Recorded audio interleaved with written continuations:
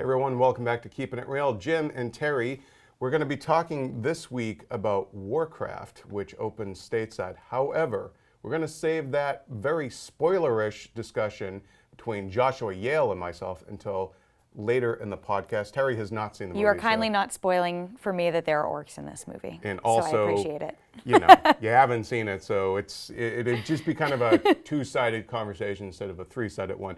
But there are other things to talk about this week. So again, Warcraft and what it means for video game movies and its box office, all that later in the podcast. Right now, let's start with let's start with actually last weekend's box office, where Teenage Mutant Ninja Turtles Out of the Shadows kind of went into the toilet. Yeah, out of the shadows and into the toilet. It was basically, it was number one, but it only made about 35 million, which is roughly half, or at least about 30 million less than what the first movie from 2014 made. And then Popstar, Never Stop, Never Stopping, the Lonely Island movie, only made less than 5 million, completely bombed. Yeah. I will say, I don't think they did a great job marketing that movie. Because even talking about it in the office, like, I love the Lonely Island guys, and you kept being like, Popstar this, and I was like, what? Yeah, like, what? Yeah. And like, you know, Should so they have I called think it Lonely Island movie? Would people have gotten honestly, that? Probably. Yeah. And I just think it wasn't marketed well. And you hear Popstar and you think like glitter, right? You don't think this is a satire, even though it's a hilarious name. It is very, you know, evocative of like all the Justin Bieber stuff, and that's the Never Stop, Never Stopping is a joke about that. But I just think that movie failed not of its own merit, but because it was just not pitched to the people very well. We gave it a 9. I mean, we gave it a stellar review, and and it's really interesting that you know, the speculation now, like, because it came from essentially the world of digital shorts, and yes, Saturday Night Live, but mostly as digital shorts that would go viral. Should they have just released the movie online, like as a Netflix thing or something instead? Well, we see how the Netflix movies are going with all the Adam Sandler ones. I mean, I don't know. I think, you know, maybe the market for this type of movie isn't there in the same way that it was maybe 5 years ago. But I also do think a lot of people like didn't know that movie was coming out, or if they did know Popstar is a movie coming out this weekend, didn't know what it was, which is a shame because, again, I have not seen that one yet either. I've been on vacation, so I'm a little bit out of the loop, a little bit rusty on my box office or my weekend movie. But yeah, I think it's disappointing because the sentiment from a lot of people is that it was great and we really liked it, and it's a shame to see, you know, movies, even original movies, even if it's a satire and a pointed one at that, like, fail. But yeah, the Teenage Mutant Ninja Turtles thing is interesting too, because that movie was reviewed poorly, but still better than the first one. Right. And I was looking on Rotten Tomatoes, as you know, I like to go and creep on like old movies and how they were reviewed, and none of the Turtles movies have been reviewed well. Yeah. I think it's one of those. I'm shocked by that. Well, by the way. you know, but there's like such this cult of Ninja Turtles, and this, you know, people who are mega fans will love those movies no matter what the critics say. And I think what's different is that these new movies are trying to like bring new life and like convince new audiences that the Turtles should be considered, you know, the pop culture sensations that they were when they first debuted and like back in the 80s and 90s.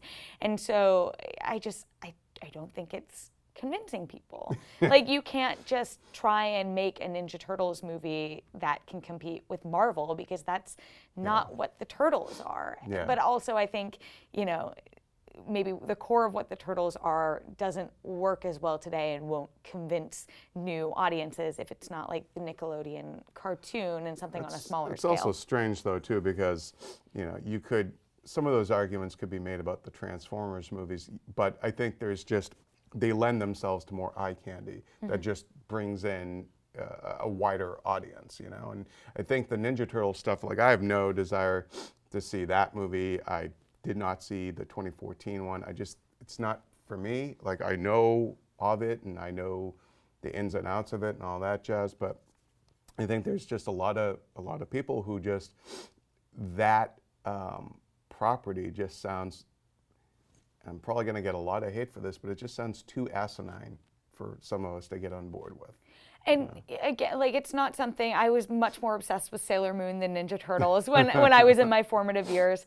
But I agree, like you have a harder uphill battle with that property to convince people who don't know much about it and don't necessarily care.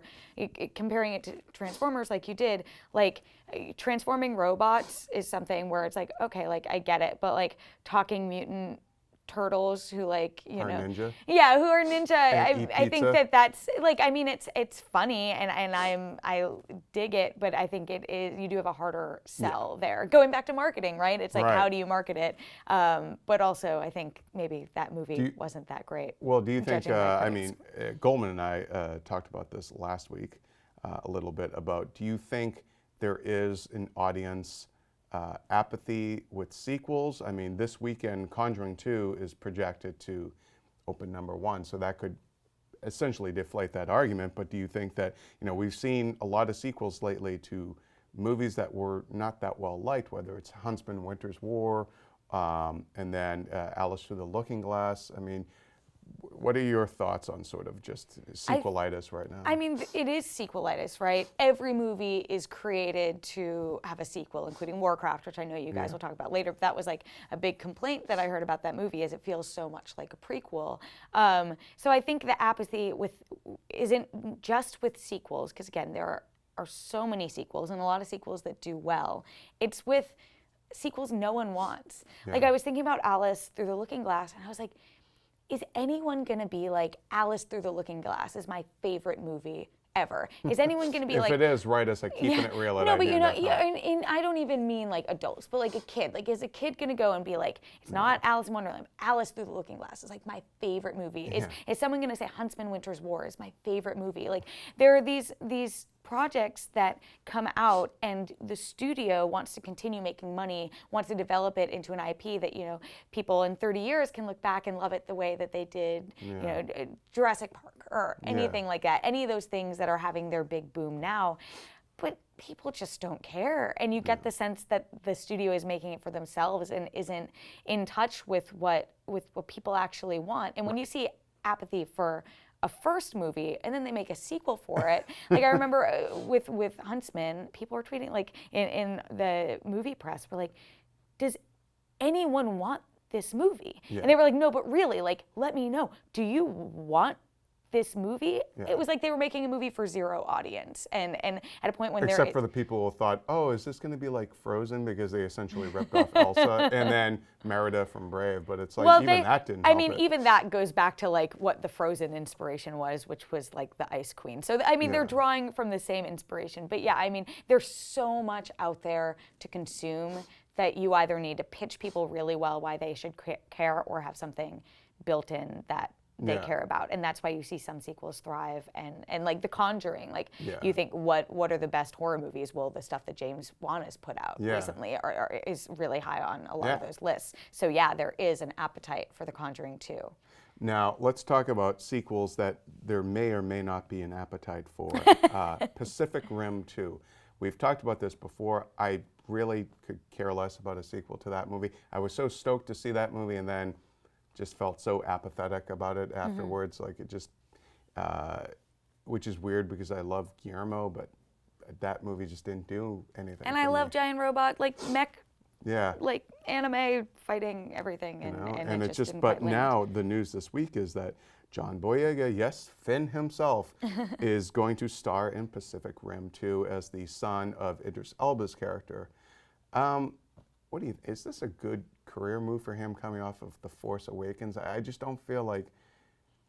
I don't personally think that it is, because I think that it's a sequel again that I'm not sure how many people wanted it. It's barely justifying its existence because the international box office lifted the original movie's hauling, but it doesn't have Guillermo making it.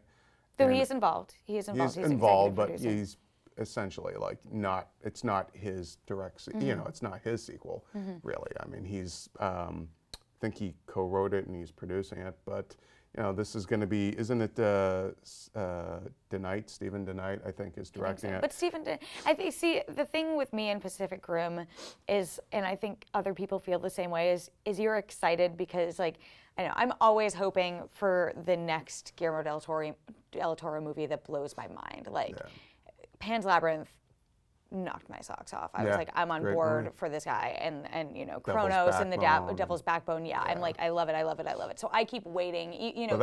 That's Spanish language Del Toro, who's a completely different animal. I know, than and Hollywood we've talked about this yeah. before, like his Spanish language stuff versus his blockbusters, and maybe is he not hitting the right notes? But anyway, so I actually do have a sort of built-in interest in that franchise. That being said, for John Boyega to go to that, I mean, that was not a great showcase. The first Pac Rim wasn't a great showcase of Charlie Hunnam or Rinko Kikuchi and Idris Elba. Yeah. Like they were great faces who I love seeing in projects, and I don't think that movie necessarily elevated them. Yeah. That being said, maybe the fact that Stephen DeKnight is doing this will help Pac Rim too. But it does seem like a strange. Maybe John just wants. That's a lot to lose, though. If that maybe thing John bonds. just wants to be Idris Elba's son. Yeah, which, like, true. I mean, I want to. He gets to Idris speak in Elba's his British accent, then I would imagine. Yeah, you'd think. But I just feel like if Pacific Rim 2 bombs, that's Boyega is just really at the start of his career, and that's. I don't think it'll hurt him though. Yeah. Ultimately, I don't think that one knock in like a blockbuster. That look at Chris Hemsworth, like he's still chugging along. Let's talk about Chris Hemsworth after he's done with Marvel, because I am curious, like, what kind of career is he gonna have? But I think that's the thing. I think that John Boyega is gonna have that buyency because of Star Wars, and he's gonna come out of it. And he's got charisma charisma and personality and stuff. And Attack the Block is great. If you haven't seen it, go see it. Let's talk about I'm just gonna rattle off a couple of news items. Since Thor Ragnarok is something we just mentioned, Jeff Goldblum did some interviews this week, and he said he's preparing for the role, and he described his character of the Grand Master as a, quote, hedonist. Mm-hmm. And it sounds like they're gonna go full Goldblum. I mean, you gotta, right? You think is that gonna seem out of like sorts with the rest of the Marvel stuff? No, think about the Collector. Yeah. I did see that. The Collector to me was the weak link in Guardians. But I think that they can have a little bit of that, and maybe the Thor franchise needs that, because like Thor is a character people care about within the MCU, but his movies are not like ranking high on people's best of lists. Yeah, so and also with the director that I am gonna butcher pronouncing his name. Taika Waititi? Yes. Well, thank you. I think that totally vibes with his sort of sentiment. Yeah. Well, he comes from comedy. And everything. Sensibility. Yeah. So I think that I hope that it all will mesh together really well. A blue Goldblum going full Goldblum. No, like that sounds like a dream come true. It sounds like something that belongs on The League, but like it sounds like a dream come true. Now let's see. Now Civil War, Captain America: Civil War, kind of came up in the news last weekend because Haley Atwell was at a convention, and she was asked, and our own Matt Fowler was at this convention and wrote it up. So I'm going to read to you. Broke the internet with this. Broke the internet with comment. She was asked about what Peggy would think about Cap. Oh, spoilers, but Cap makes out a little bit with Sharon Carter, who is Peggy's grandniece. But not only makes out with her in the context of the movie, makes out with her like right after Peggy's funeral. Well, here we go. Haley Atwell says, and I'm just going to read her quote because you got to have to remember too, she's being tongue-in-cheek, and people are like, she's slamming the movie. She's not. Are you going to do it in like a saucy British accent? No. Well, first of all, she'd be turning over in her grave, Atwell said with a grin. She'd be like, no, and then she'd inject herself with the blue serum and become a supervillain. She'd break out of her coffin and ground her. She'd ground her. Then she'd kick Steve's ass as well. I just feel that, I wouldn't want to date my great aunt's guy. It just feels like it crosses an incestuous boundary. And Peggy just died. That's even more disrespectful, right? It's like, don't touch that. You can't tap that. I love that. She said, and then she said, she want the best for her, meaning her, Sharon, and she want her dating a good guy. And now with this whole Hail Hydra business, I don't know if Steve's good enough for her. She said, referring to the new controversial Cap arc. So on all levels, it's just a big fat no. The Cap arc in the comics, we should clarify. Yeah. I love her too, and godly. I mean, there was one point where it was trending twice on Facebook for like different keywords, and it's like sort of making something out of nothing. It's one of those perfect things where like obviously a lot of people watch Captain America, are invested in this, and people probably had that thought like, what would Peggy think about it? Yeah, people were like, what would she think? And so so I think it like touched on all those touchstones, but I mean, whatever. And it's like drawn from the comics too. I think it's super funny that she said something, and also funny that people made such a big deal about it. Well, I think people are right to make a big deal about it because it speaks to Cap's integrity. And I just think that, they just kissed, okay? He's still a virgin. he is gonna tap that. I hate to break it to you, Peggy, but it's not going to just stay. We'll see what happens in Infinity War, okay? That's right. That's right. All right. So it's trite and that's right. Exactly. Speaking of trite and right, let's talk about other comic book movie stuff. So there's a rumor this week that, well, actually, let's start with the hard news actually first before we switch to rumor. Suicide Squad is going to be officially rated PG-13. I think people thought, oh, because of Deadpool, we'll get an R-rated Suicide Squad, but that was probably never going to happen. I mean, they need to bring in as broad an audience as possible. Right, yeah. It does seem, like, I guess the fear with a dark property like that you hear is PG-13 is, are they going to, like, blunt some of the edges? But, I mean, we saw with the Dark Knight and Dark Knight Rises, Batman Begins, it'll work. I don't know. A lot is riding on this movie. Yeah. You know, it might not be directly connected to Justice League, but it still is part of that franchise, and they need to have a hit. So, why would you cut your box office legs out by limiting an entire segment of the audience? Yeah, and I think that we've seen obviously enough times with PG-13 movies that you can get what you want in a movie and not have it be rated R. So I'm not sweating that. I mean, Deadpool needed to be R because of that subject matter. But when I think Suicide Squad, I think there is a way you can do that is PG-13, and it won't undercut what the spirit of the whole piece is. You know. Now you mentioned Justice League. Jeff Johns said over the weekend that the title of Justice League Part 1 is Justice League. and it was met with a collective. Build up? Oh yeah, well, of course. Why wouldn't it be? What do you build up to for Justice League Part 2? Justice Leagues. yeah, exactly. Like I think after the just sort of mouthful of Batman v Superman, Dawn of Justice, just to get Justice League is like, okay, we can just move on from that. Perfect. And then you save your colon whatever for the sequels. And then there was a photo of J.K. Simmons. Oh my God, so swole. Right? He's all jacked. The man's 61. I got to hand it to him. 61 years old. He's playing Commissioner Gordon, a small role in Justice League, but he'll probably show up in the I'm sure, that Ben Affleck Batman movie. But like, he's ripped. And it's funny because Mashable did an interview. They spoke to his trainer, and they said he is actually that jacked because he's a beast, but there was like a little bit of optical illusion apparently in that photo. But even so, like, that man is ripped, and I was like, damn, son. Why does Commissioner Gordon have to be more ripped than the superheroes? I don't get it. And he had this giant Santa beard, which I don't know if Jim Gordon will have that beard or not, but you know, he did grow a mustache. But people also have to remember he was just filming another movie with Mark Wahlberg called Patriots Day, about the Boston Marathon bombings.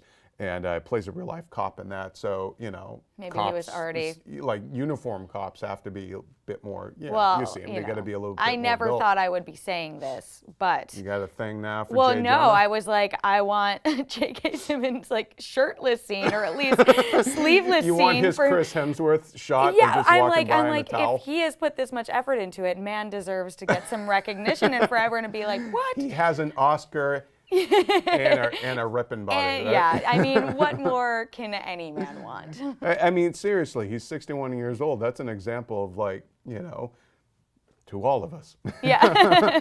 Yeah, what are we doing here? We need to go work out. Sorry, guys. Sorry. Okay, so a rumor this week was that the next DC animated movie, you know, the DC Universe original movies, is going to be Justice League Dark. Now, Guillermo del Toro, as we were talking about earlier, had been developing a Justice League Dark movie for a long time, and it was also called Dark Universe.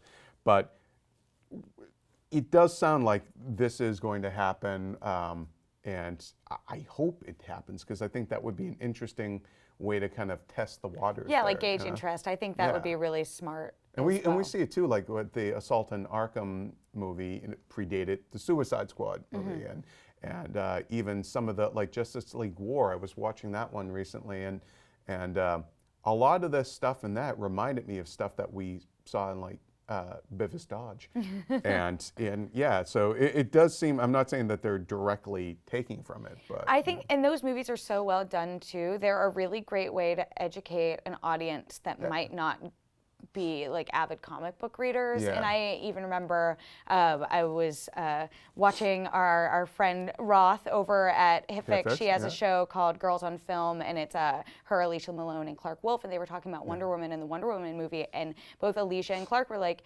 we, didn't really read Wonder Woman comics, but we watched that DC animated movie, and it's Which like is such, great. yeah, and so I think if they can do something like that for Justice League Dark, and first see if people are interested, and also let people know what it is who might not know, it's win-win, and if it doesn't do either of those things, then they have a great animated movie, and there is an audience for that. Well, in Justice League War, I did like the way that they portrayed Wonder Woman, who is just like, she's kind of a fish out of water, but she's not quite, she doesn't have social graces in that she's a warrior. And so she's like, what is this ice cream yours? Oh, like she goes up and like, this is remarkable, I'll have it all, or stuff like that. Like a Meet Joe Black moment. Yeah, like she's just too hard edged for like the real world.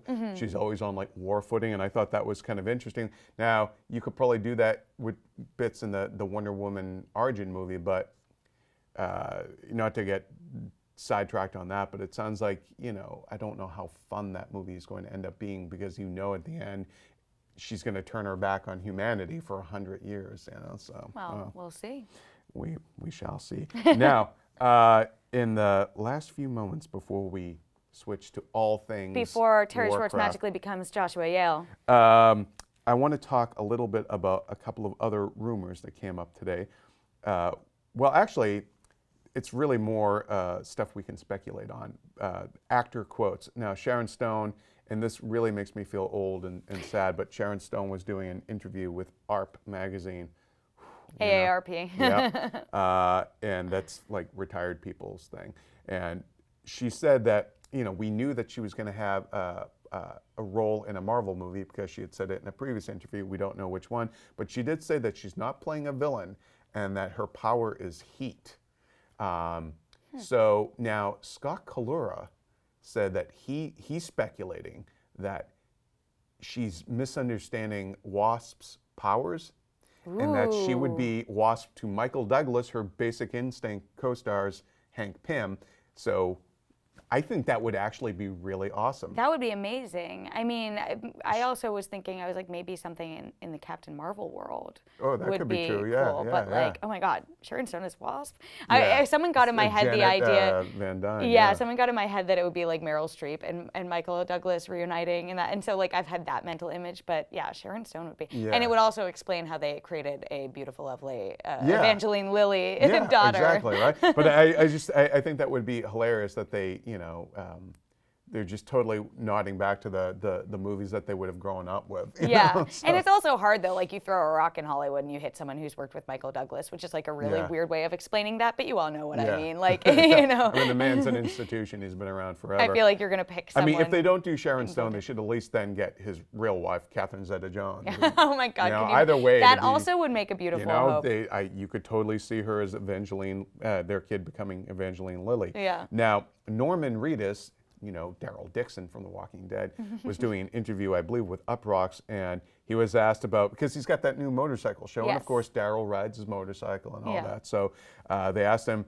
hey, would you want to play Ghost Rider since Marvel's got the rights back and all that? And he was down for it. He was like, yeah, I got a flaming skull. But what does he say? No. Like, No, you could, because Ghost Rider's a tainted property, and, it is a Nicolas Cage movie. I think you can for lack of a better expression, you can kick that dog a little bit if you want, but yeah. you know. Well, sure. We can keep No one should talking ever about kick it. a dog. Yeah, don't I'm kick a a big dog. dog lover. Yeah, I can't Bad even believe expression, you said those I words. know, I'm such But an they're a-hole. stories like that are so funny, and I mean, like we've been guilty of them too. But it's like, would you like this role that you haven't been offered and like is not even being discussed? Yeah. But all right. sometimes that can lead to it actually, true, like it's Zachary true. Quinto with Spock. You know, Yeah. that was like an online campaign, and he got it, and he's great as Spock. Yeah. Well, I would like to see Norman Reedus.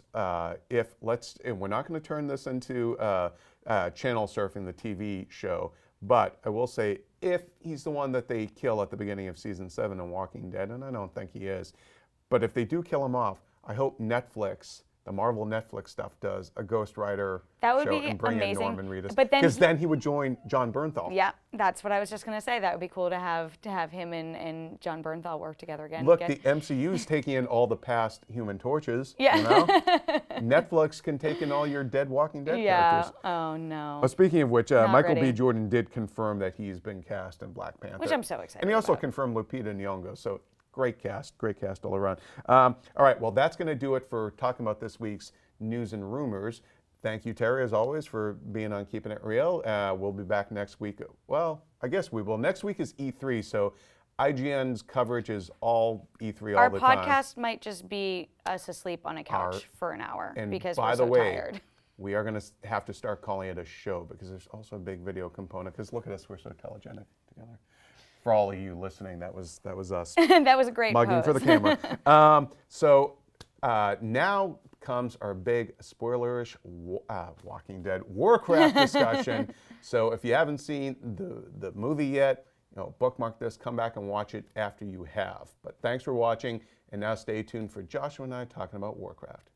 Hey, welcome back, everybody. Joshua, Yale, and myself guys. here. We're going to talk again, full spoilers ahead for Warcraft, the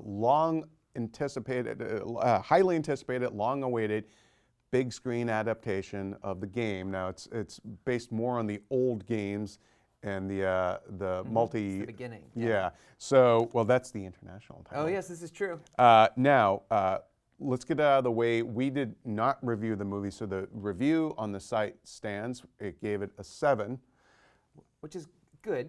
which means Not good great, on our but good. scale. But Joshua and I, we didn't like the movie. No. So we're gonna talk candidly about our issues with it, and sort of also we're gonna have some interesting observations from readers that wrote into us, having seen it overseas. So we'll get to that because that's actually going to be really the story about this movie is when it comes to its success. So first, Joshua, what did you think of the movie?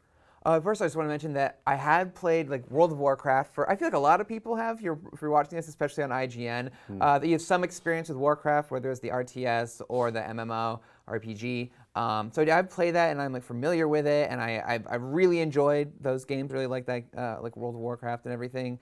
Undead Mage, and but having said that, that didn't make me like this movie. It was kind of all over the place as far as the plot goes. It was bland. It didn't look that great. The orcs were good, but everything else was pretty just earned a hard thumbs down. Yeah, I have not played Warcraft. I'm familiar with elements of it just by osmosis of working here at IGN. That being said, the screening I went to, the folks who played the game loved the movie. Those of us who didn't play the game didn't love the movie. And I had problems with it, not because it's a video game movie. I had problems with it as a movie. I thought all of its problems were on paper, and for a movie that took so many years to make and obviously cost a lot to make, for it to have the simplest problems that could have been simply resolved with a rewrite is inexcusable. Yeah, me and my friend, when we saw it, we were kind of like hashing out the plot afterwards. Yeah. And I feel like we were even able to kind of like smooth over. It's like, actually, if they didn't do this and they did this instead, or maybe this character had some lines about this, that would have made it better. And it's like, why do they have these conversations? Yeah. Of course, it's not that easy. But Well, you feel like they're serving a lot of masters. There's Legendary, the production entity behind the film, but also Blizzard. And then, Universal is putting the movie out, so I'm sure they had some say in it as well. But I thought there were characters that were completely unnecessary. Like, I can't remember his name. I want to say it's Catgut or whatever. Khadgar? Yeah, the mage guy. Yeah. Catgut the wizard. Which sounds cooler, right? But like, I thought he was completely unnecessary. I know that they're setting him up as the new Guardian, but like, why would you even consider the guy who dropped out to be your, like, oh, you know what, high school dropout, let's make you president of the university. Yeah. Like, it's not going to happen. Yeah, no, he was a really noticeable weak link for the movie. Very frequent. He actually didn't have a lot of lines, but every time he did have a line, it was very like cliched or very just like awkwardly delivered. Yeah, and or it like just an moved exposition dump too. Right, and I also didn't get a good idea of like why he left, who he was. For a while, I thought he was actually going to be the protagonist of the movie, but he was in such like few scenes relatively compared to everything else, and then he kind of shows up in the end to be a part of the sort of goings on with that saving with the day Medivh. kind of stuff. Yeah, so he was a really weird character that was just really poorly conceived and executed. Yeah, I agree with you in terms of I didn't know who's this story about? Who are we following? It starts off with Duratan, which sounds like something 4 out of 5 doctors would recommend. But and I really liked what Toby Kebbell was doing with that character, and I liked the motion capture work that they did there. I was invested in that character. That's not your protagonist. The movie keeps jumping protagonists. There were too many characters, and not enough of them had a clearly defined storyline. And I thought like Travis Fimmel was basically playing Ragnar again from his Vikings character, right down to the accent. Yes. And his moody acting thing was like. Speaking of the accents, oh my God, everyone, I felt like it was just left to do what, I feel like they were just like, every actor just do whatever you want as far as your accent goes in this like medieval landscape. Some were talking like proper medieval speak, I am the king, and some people were like, I work at Renaissance Fair. Yeah, and some people were doing a more like Shakespearean thing, and then there was Travis Fimmel who's again just doing his Vikings thing, and it's this weird awkward mishmash, and you could argue that maybe they're all from different parts of Azeroth, different parts of the world, but it was so inconsistent to how they were speaking. And then Ben Foster is the American one, right? And wasn't the mage kid was American too, right? Yeah. He didn't have an accent. Yeah. So it was very weird, and that didn't work at all. It's like, you can't make a movie, and I think this is the larger thing about the movie, is that you can't make a fantasy movie like this big, and market it like that, and come after Lord of the Rings and like Harry Potter and even Game of Thrones, which even though it's going on right now, and be this self-serious and then handle everything like so poorly. Yeah, I mean, I agree with you on the idea of it being.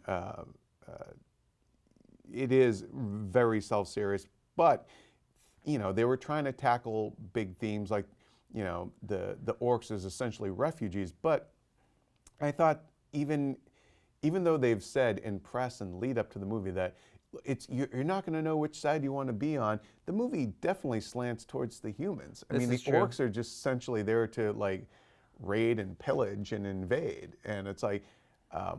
So I thought the movie actually did the orcs kind of a disservice, and I didn't get like Rob Kaczynski's character. Was it Olgrim? Was he the Olgrim? Yeah. Yeah. Doomhammer. Like, maybe this is explained in the game's narratives or whatever, but like his whole betrayal of Duratan, like, why? The next scene, he's like, I made a mistake. Yep. Duratan's like, come here, you bastard. Yeah, there were tons of things like that, like things that should have been a huge dramatic all shift. His friends and stuff. But then it didn't really pay off, and it was like really awkward, and like the scene here now we're getting to like spoilers of plot. But like when Lothar's kid gets cut off with the Medivh's lightning. And that was so like forced, and like we didn't really care about that relationship or that kid. And if you're borrowing a gimmick from The Phantom Menace, you're in trouble. Okay. What did you think about? I thought it was kind of ballsy that they killed off Duratan. Yeah. But I wanted that moment to have more weight, and I wanted the story itself to ultimately really have a point. It felt like the end of the day, I didn't know what the story was trying to say. The character of Garona, the Paula Patton character, we can talk more about sort of the character's look and performance in a bit, but like she makes this heroic sacrifice of you know, essentially killing the king so that she can, by virtue of that, this outcast can now become their leader. It seems like it doesn't take much to get promoted in the world of Warcraft. You know, hey, you're a mage, you dropped out of school, here, become the guardian. Yeah. Oh, you were essentially our slave, but you killed the king?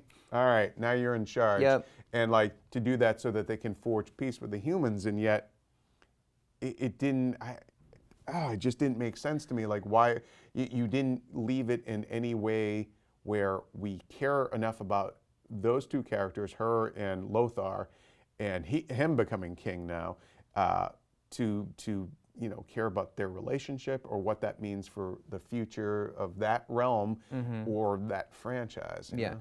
I'll just going back to what you were saying at the beginning. Jerotan, I was actually confused whether he had died or not, right? Because it didn't seem like a dramatic enough effect. But when he died, he just came. He was thrown to the ground, drained, and I thought surely like Gul'dan was going to get defeated, and then the energy would like spew out of him and like go back into Jerotan, and he'd come back to life or something. No, that didn't happen. Yeah, he was in just fact, dead they don't even defeat him. And how many times do the other orcs get to be like, "You're cheating. We turn on you," and then they're like, yeah, no, okay, that well, I happened guess we'll twice. Keep following you. Yet neither no orcs were able to like muster up anything to go against. The second time I thought they were going to be like with one of your giant hammers. I know, like, right? Just end it. Right. You can only drain so many people at the same time. No, Right. yeah. So, Jerotan, and he was the best part of the movie for me. His relationship with his wife and his kid and everything. And I was rooting for him, but they said little baby orc was cute. he was, yeah. His Like little growl, yeah. you know? And he but- gets Moses down the river. down the river. But so I feel like that while they said like, oh, you won't need to know who to root for, the humans or the orcs, there's only one small, tiny sect of orcs, you know, Jerotan's tribe. Although you never really met any of his tribe, so I was kind of waiting for that the whole time. Yeah. So it was really just him and his family that you were kind of on their side, and everyone else, all the other orcs, were like stereotypical monster jerks, right? Yeah, right. Yeah, they were just evil Shreks. Now let's talk about Garona, who is supposed to be half human and half orc. Is Medivh, Ben Foster's character, is he supposed to be her dad? That was the impression that you're left with that scene where everybody, again, this is another thing the movie does is, let me give you my backstory in a moving speech. Like everyone's got to stop for their expository origin story speech, you know? Did I get that scene right? Is that supposed to be her dad?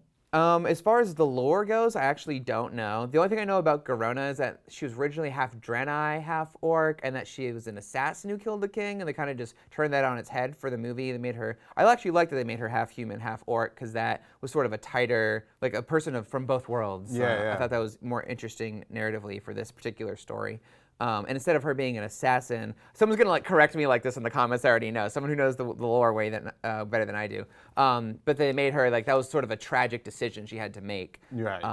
Him offering himself up to so she could save herself. I mean, it sounds good on paper. I think the execution of it was like you don't care about Dominic Cooper's character, the king. Yeah, not at all. He's just a bland, like he seriously looks like Renaissance fair. Yeah, and his awful helmet. We can talk about the effects in a second, but going back to her character, I think she was supposed to be Medivh's. It was implied, right? Even though I don't know if that's really what happens in the lore or if that's something new they created for the movie. But either way, it was so kind of like ham-fistedly done. And what did it accomplish ultimately?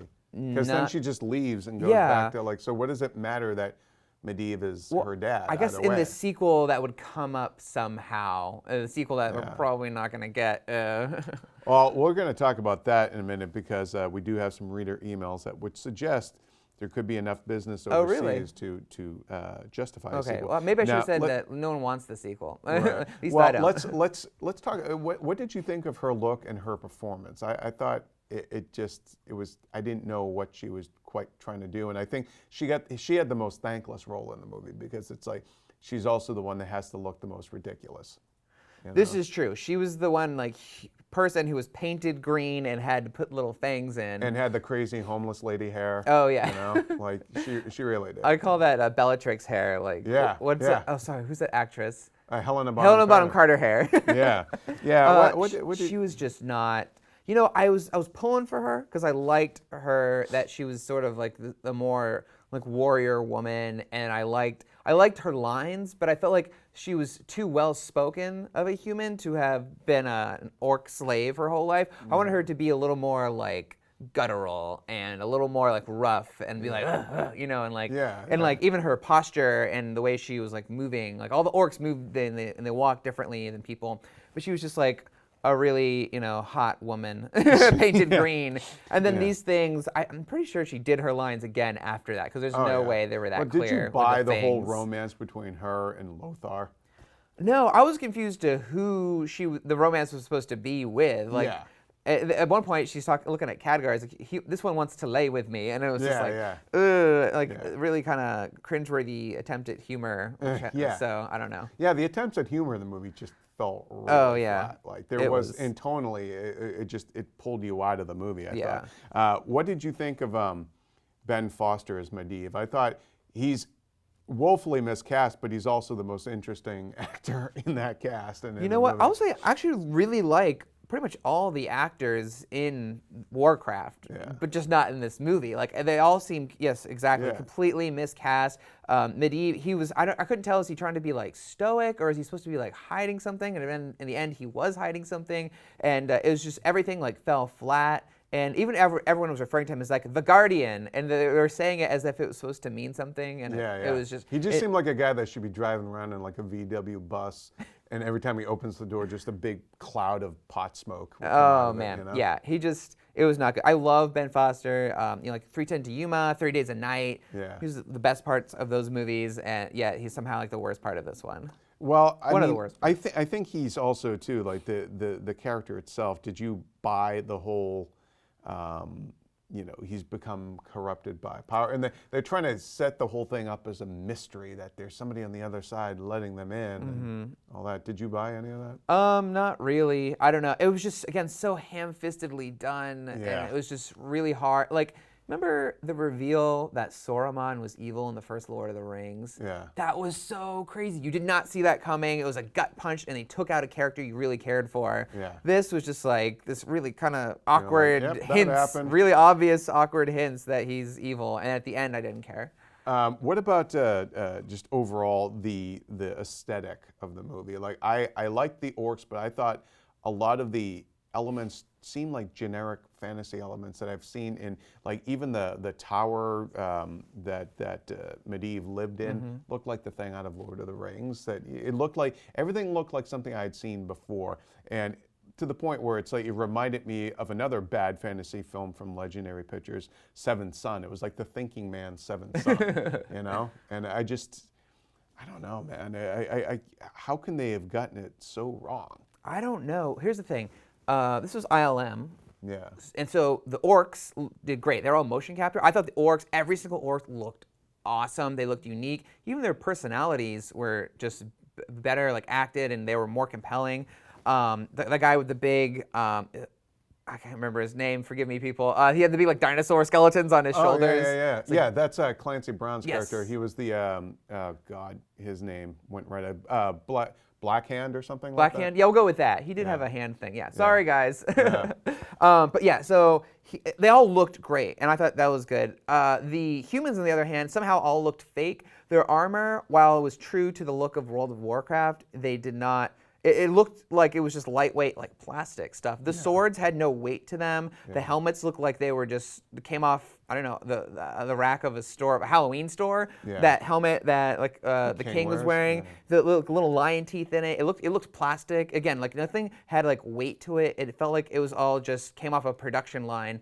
And didn't look like it had been used or belonged in like a world that people actually lived in. And you couldn't say that about the Lord of the Rings films because everything, you looked at that armor dirty, and it looks like, worn, like it had been in battle. It was heavy, and I'll say this, I feel like visually, the movie, what it needed was it really needed a strong sense of style, but really they were just like, here is this fantasy stuff, here are these orcs, and there was nothing to sort of merge those two worlds and all of the like CG elements, I should say. I think of 300, and that is a movie that had so much style that it it like enhanced all the elements that Right. we would have otherwise thought cliche. So I really thought this movie could have used something like that, like a Zack Snyder or even like an Alfonso Cuarón. Remember like the third Harry Potter? He really transformed that and like melded all of the elements of the world together so it made one cohesive vision.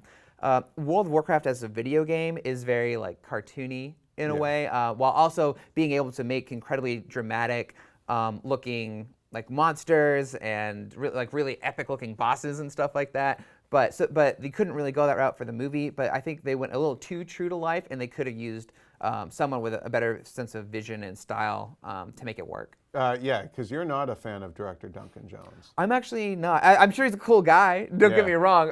But it was Moon. I didn't like at all. I thought that was Moon, really boring. Everyone seems to. Maybe I need to give it another shot. But yeah, I thought it was really boring. I felt like that movie sort of showed its hand too soon and lacked a sense of like suspense for me. And I feel the same thing about Warcraft and Source Code. That I couldn't even I wasn't finish. nuts about Source so Code. I was like, okay, sorry. Yeah, that's why I feel like this is, even though the movie will make a ton of money overseas, I do wonder, is he going to end up in movie jail?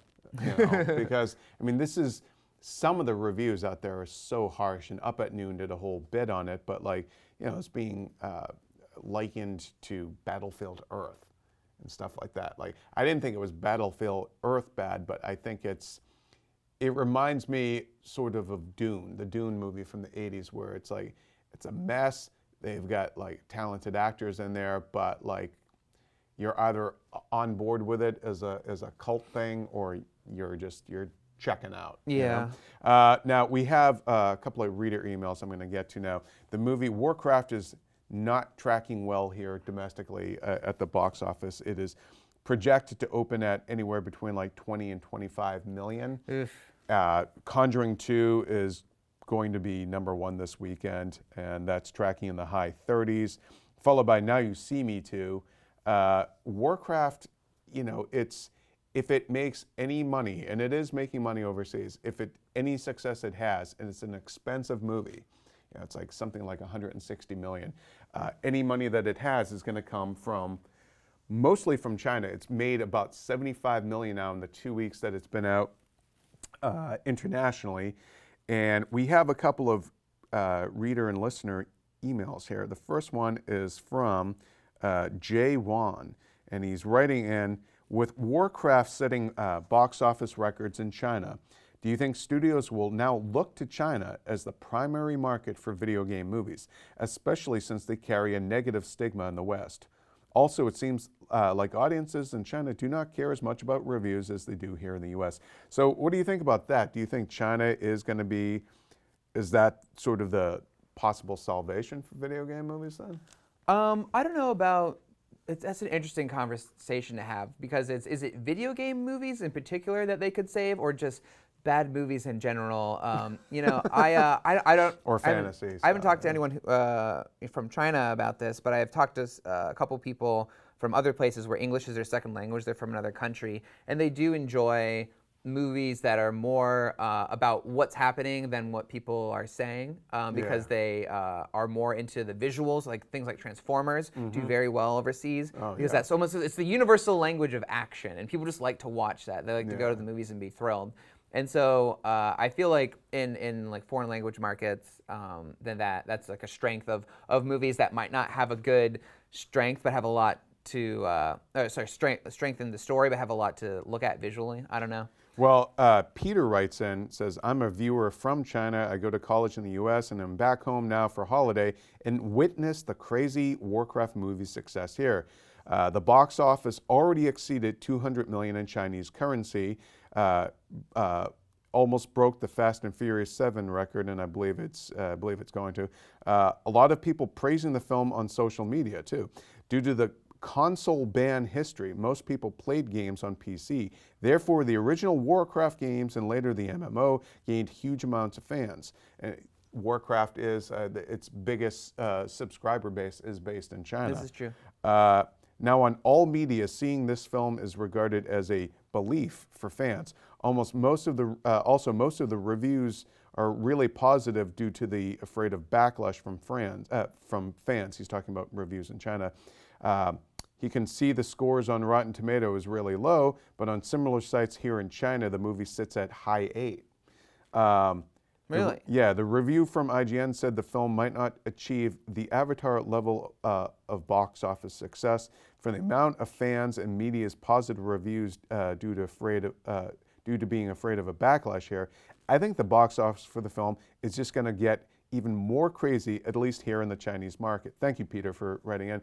Yeah, the movie is tracking at, conservatively, at up to $150 million for its 5-day release. In 2 days, it's made $90 million in China. It's bigger opening than Force Awakens.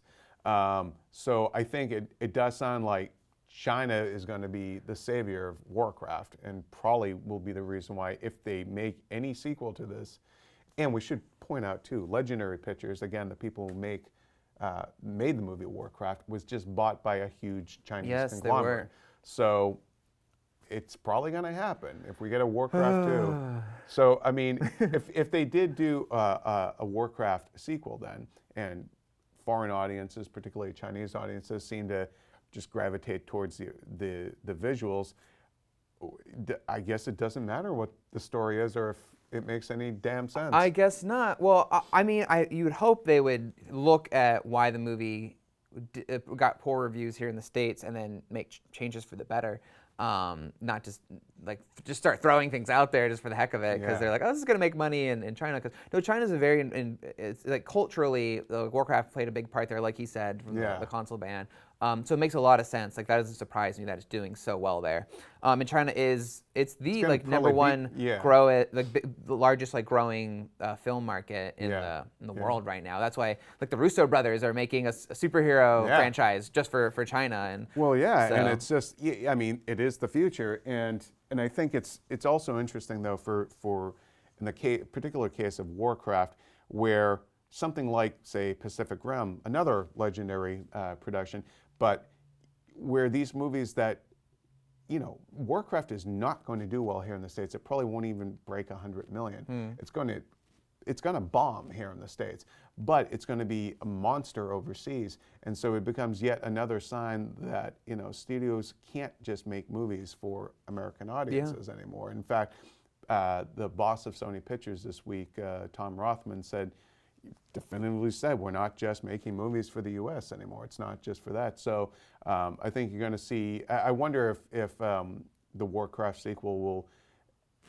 do what this movie didn't do, oddly enough, and put Chinese stars in the film, Yeah, I could definitely see that happening. That happened with Iron Man 3, I remember. They even shot extra scenes just for the Chinese release. But this one would, it would actually probably make more sense to just, instead of just doing stuff that's padded in there for the Chinese market, but make them the stars of it, and all that.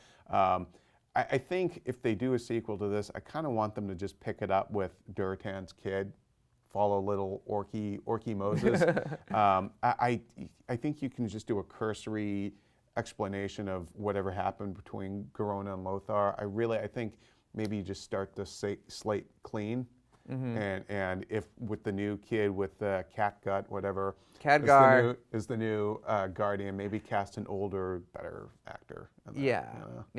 And I mean, as far as from a game point of view, I feel like everyone immediately wants to see all of the other races. We want to see trolls, we want to see night elves, we want to see undead, we want to see the Forsaken. So I feel like there's tons of stuff they could totally do. I don't know where this lands in the timeline, but the story of Arthas and becoming the Lich King is sort of the most heralded story, the most acclaimed story that the fans most love from Warcraft. So I think the sooner you can get to that, the better. Yeah, because this movie just felt like it was all set up, and ultimately I felt like it was much ado about nothing. I didn't know who to follow in the story, and I didn't care. At a certain point, I just started getting more and more frustrated. I thought they could have taken things that one character was doing and just given it all to another character.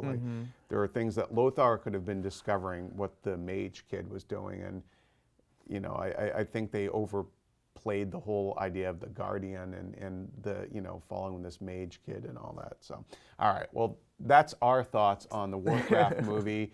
Let us know in the comments or on social media at Joshua Yale. Yep. and at Jim Vejvoda what you thought of it. Send us your thoughts at keepinitreal@ign.com.